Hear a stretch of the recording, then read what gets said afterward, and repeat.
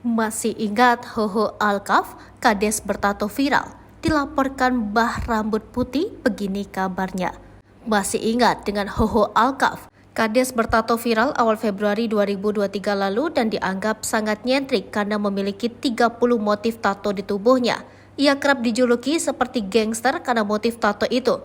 Namun sejatinya, Hoho Alkaf yang dikenal dengan nama asli Welas Yuni Nugroho SH ini adalah pecinta seni tato. Dia dipercaya oleh warga Purwasaba, Mandiraja, Banjarnegara, Jawa Tengah memimpin desa Purwasaba sejak 2019 lalu.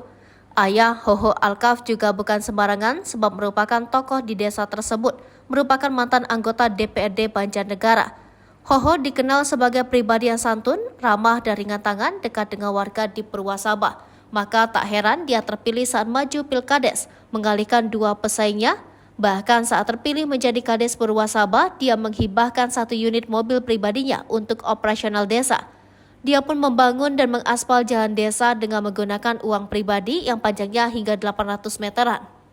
Baru-baru ini dia pun bekerja keras dalam pengadaan mobil ambulans untuk desa. Kades-kades terdahulu sudah baik, tapi saya akan berusaha lebih baik lagi, kata Hoho. Meski dianggap baik dalam bekerja, namun tepatnya tanggal 27 Juli, dia dilaporkan oleh Mbah Rambut Putih atau Yulianto ke polisi dengan tuduhan illegal lodging karena menebang kayu angsana keling di desa Purwasaba. Namun laporan ini ditanggapi santai oleh Hoho Alkaf yang menegaskan dia menebang kayu itu sudah ada izin. Bahkan lahan itu untuk dibangun masjid, kayu-kayu yang ditebang itu pun untuk kayu-kayu pembangunan masjid karena ditebang seperlunya. Semua untuk desa, untuk perluasan wilayah dan pembangunan masjid desa, ujarnya.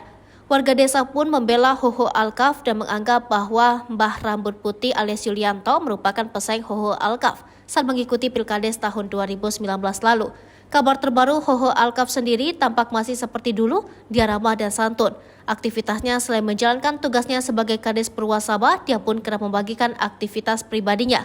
Seperti baru-baru ini, dia mereview pembangunan masjid di desa dan sesekali dia mereview kuliner khas kawasan Kabupaten Banjarnegara.